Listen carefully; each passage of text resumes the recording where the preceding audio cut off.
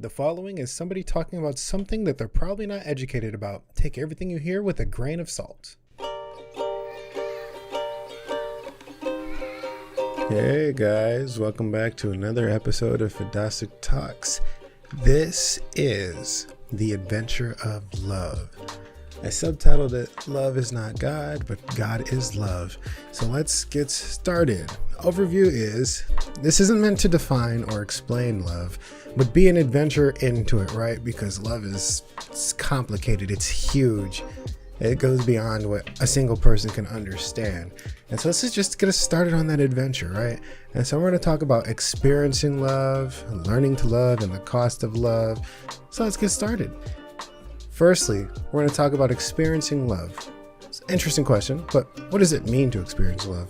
When I say experience love, I mean actively participating in it. There's a beautiful flow of give and receive that is found in love, right? You give something, they give you something back. You don't give something to get something. You give something because you want to give something. And then they give you something because they want to give you something. And so you receive it. You don't ask for it, you don't take it, you receive it. Right? And love usually manifests in the gratitude that something exists at all, right? I believe that if we grasp that, we can understand how to better experience love. So let's say you love pizza. It's gratitude that it exists. Or you say you love your family. It's gratitude that they exist. That's the easiest expression, or the easiest way to say that love is expressed is through gratitude. So how do we describe experience love? Well, experiencing love brings a feeling of safety most of the time, right? Like, if it's real love, it should make you feel safe.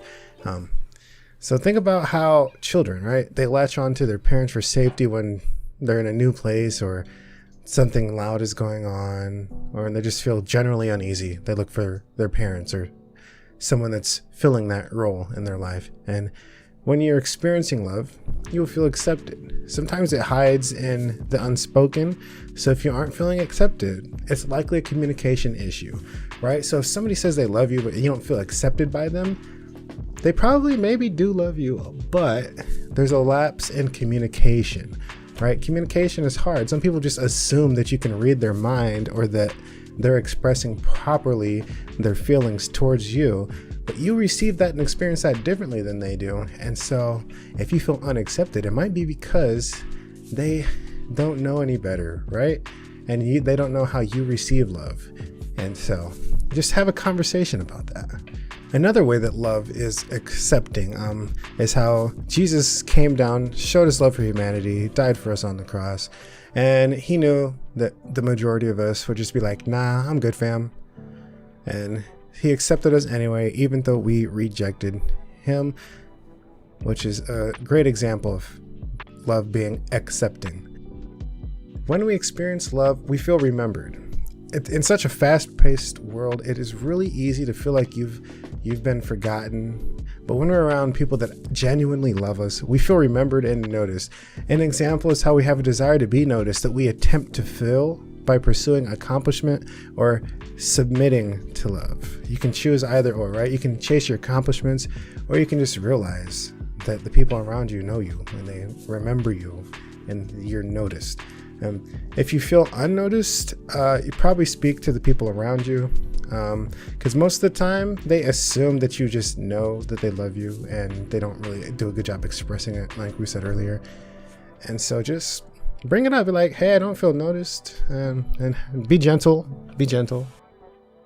What is a safe way to experience love? I look at love this way. It's like an investment.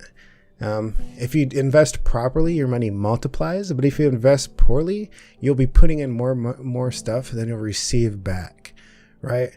And so if you are loving properly, loving the proper people, putting your love in the proper places, then you'll receive back more than you give. And you're not doing this searching for love. You're doing this because you love. But if you're investing in sources that aren't giving you love back, you're just going to get drained and tired, and you're going to give up on it, and then you're going to be miserable, and it's just sad. But real love, it multiplies between the giving sources, right?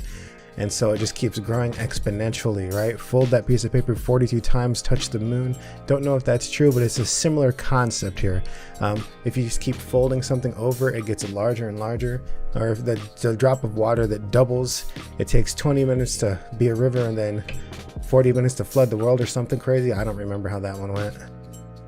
There's confusion on what love actually is and how it actually works. God is love, but love is not God. The safest way to love is to spend love where God tells you to. The first place we should look to spend our love is on Jesus, obviously.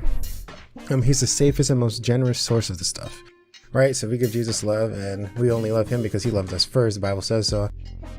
And so, yeah, with the multiplying love thing, you give your love to him, and you'll get a way more back than you could ever imagine. It's great. The easiest way to know how to do what Jesus wants you to do with your love is to read his love letter to us, which is the Bible. You might have heard of it. It's pretty big, 66 books stacked into one. We have no right to blame God for our pain. We're selfish and incomplete. We're people that will make mistakes. Our motives seep into everything we do, whether we want them to or not. And it's important to remember when someone that says they're Christian hurts you, you have to remember that they're people and that people do stupid stuff. And then, put yourself in their shoes. Maybe you wouldn't make the same mistake, but there are other mistakes that you would make. And so don't hold people's mistakes against them if they're genuine mistakes. Now, if they're doing it on purpose, that's a different story. And one way to remember is that God allows us to choose freely. This includes the people we spend our love on. They get to choose freely too. If we ever think that love controls people, we're missing the point. So when you love people and you expect them to respond the way that you want them to respond because you love them, then you're missing it. That's not what it's about. That's not how love works.